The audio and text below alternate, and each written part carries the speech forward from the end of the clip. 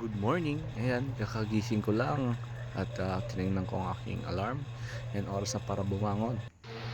Ito nga pala, mag-init na ako ng tubig para pampaligo namin dahil sa napakalamig kapag madaling araw dito sa amin sa Bulacan. And ito pala ang aming ulam kagabi na aking uulamin ngayong umaga. Ang bangus, iinitin ko lang yan para meron akong pagkain ngayong umaga. Almusal. Ganyan ang almusal ko. Mas gusto ko yung heavy kagad sa umaga. So, yan. Meron kaming lakad ngayong araw. At ngayon, gigisingin ko muna ang aking misis na sarap-sarap ng tulog na yan na ayaw pa magpagising. Ayan, kaya pinilit ko na siya at bumangon naman din siya. Yan, sa wakas. Yan, magtitimplan na ako ng aming kape. Ang favorite namin is coffee brown. Lalong-lalo na siya. Coffee brown is life. And ready na pala ang aking main patubig. Handa na para ilagay sa aking kape at sa misis ko. At magkakape na kami. Kape sa malamig na umaga. Napakasarap. At yan, haluin na po natin mga kaibigan para masarap ang ating biyahe. Dahil maaga kami ngayon, alas 4 ng umaga. May pupuntahan kami ngayon at hindi niya pa alam kung saan kami pupunta. Kaya ayan, pinagtimpla ko na siya ng kape para naman ma-preskوhan ang kanyang sikmura. Yan, bagong gising pa siya. Halatang hata, tingnan mo yung bibig. Bibig lang yung gumagalaw.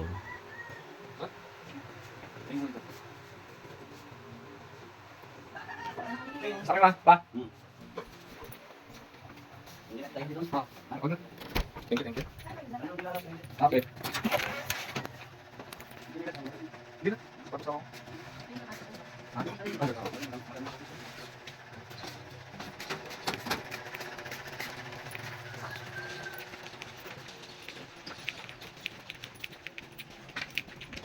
Ulan to eh. Bagres to eh.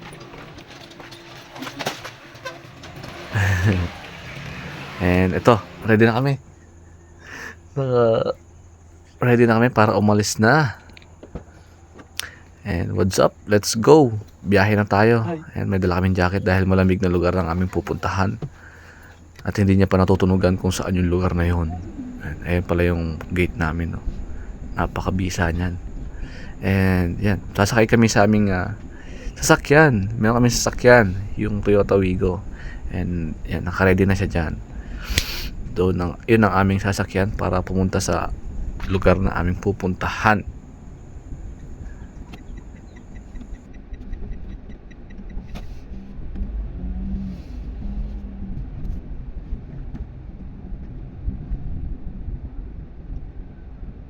Ayan, hello muna, napakaganda. Hi! Oh my God. And dito, biyahe na tayo. Tara na, let's go! Ito, palabas na nga kami ng aming lugar dito sa Bulacan. At sisimula na ang aming biyahe. Papunta sa aming papasyalan. And abangan nyo kung saan yung lugar na yun. Pero tingin ko may idea na kayo dahil sa sinabi ko na malamig ang lugar na aming pupuntahan dahil sa sobrang init ang panahon ngayon. So, enjoy the view.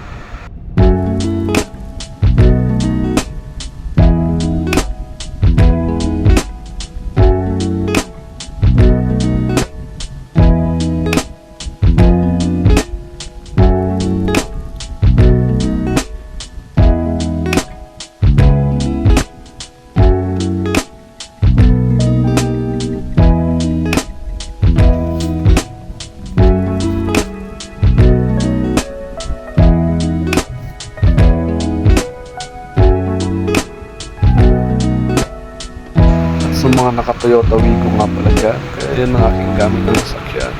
Nasabi ko na talagang maasahan nyo ang ating Toyota Wigo. Kahit sa mga paahon na lugar ay kaya-kaya nito, kahit 5 pa kayo. Kasi na-try ko na namin ito na ibiyahe talaga sa mga paahon na lugar. And we are 5 adults, and kaya-kaya talaga niya. And punong-puno pa kami ng mga gamit nun dahil syempre, travel and food trip din kami. May mga dala kami mga lutuan habang nagbabiyahe kami. So, share lang kaya sa mga nakabito dyan. Ang galing naman mga napili natin.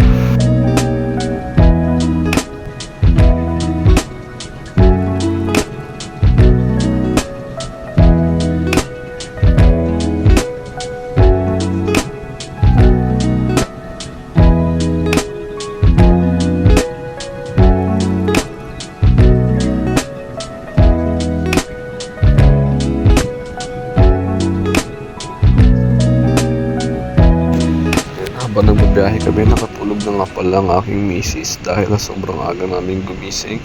Kaya ayan siya, nakatulog na siya sa aming biyahe. And yan.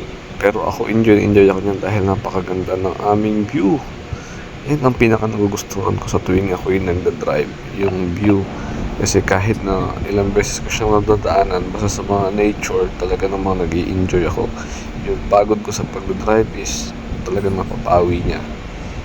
Lalo na ganyan kaganda ang view na makikita mo kapag nag-drive ka. Mawawala yung mga stress mo. Para rin siyang isang healing.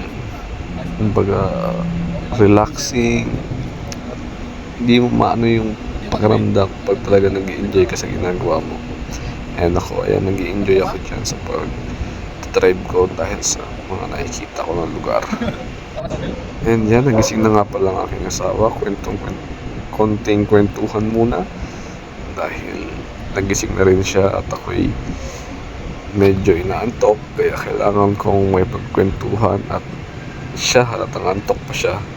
Pero kailangan namin makapunta doon ng maaga dahil mas maganda at mas masusulit namin ang araw na nandun kami kapag inagahan namin na makarating sa lugar na pupuntahan namin. Kesa kapag kahapon na, mabibitin lang kami dahil uwian lang din naman kami after ng gagawin doon sa lugar na yung adventure na gagawin namin is uwi na din kami kaagad dahil may mga obligasyon pa kami dapat gawin. Sumama ka na lang. Talaga mag-i-enjoy ka. Hindi ko mag-gets.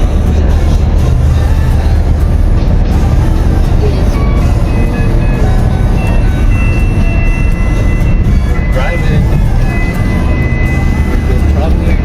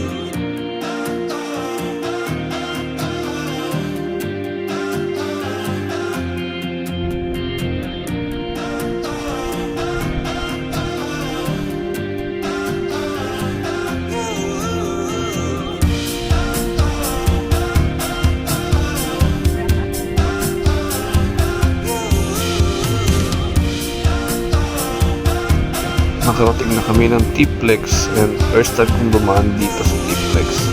Kasi usually noong pumunta kami ng Baguio is hindi naman kami ng T-Plex.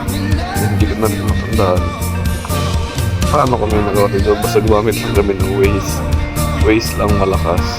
So sa mga walang RFID dyan, kailangan yun talaga magpakabit dahil kahit na dumaan ako dyan sa RFID, yung binayaran ko is niload lang doon sa RFID na meron ako dahil hindi ko na rin naman siya niloloadan noon. Pero looking ko dyan, luludan nila yung RFID. Kahit wala yung card mo, okay lang. Basta meron ka ng sticker ng RFID. So yun, share lang para sa mga hindi rin nag-load sa RFID nila.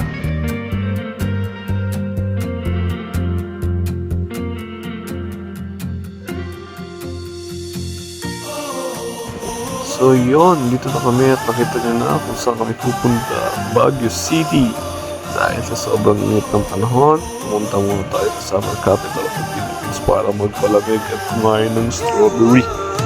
Sarap ng strawberry dito. Halo gusto sa strawberry. Sinasawasaw ko siya sa papela. panalo talaga, napakasarap. Or di kaya kung walang Nutella, is mag-asukal ka ng tapos lagyan ng konting lemon, panalo, napakasarap talaga.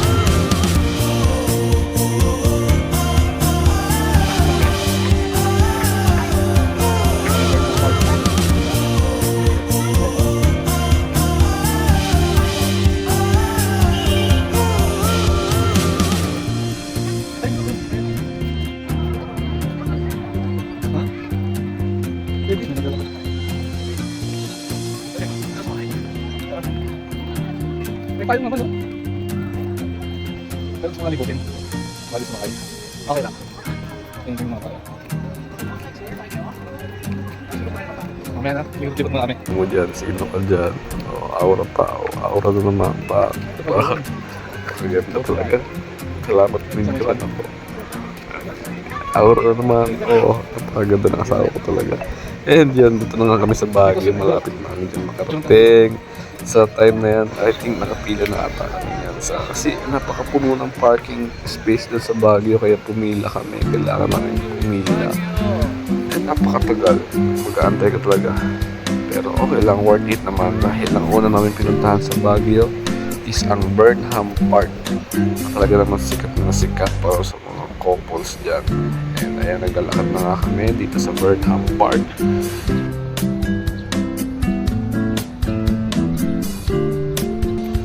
Tara na, doon tayo, tuwid tayo. Sarap ka dito.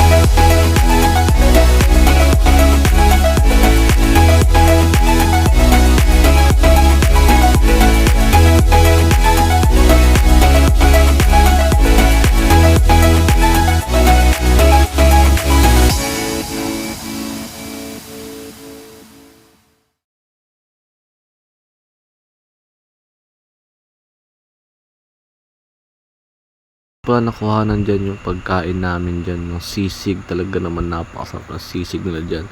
First time ko makakain ng sisig na may bagoong, and yung empanada ng Ilocos Norte na napakasarap din.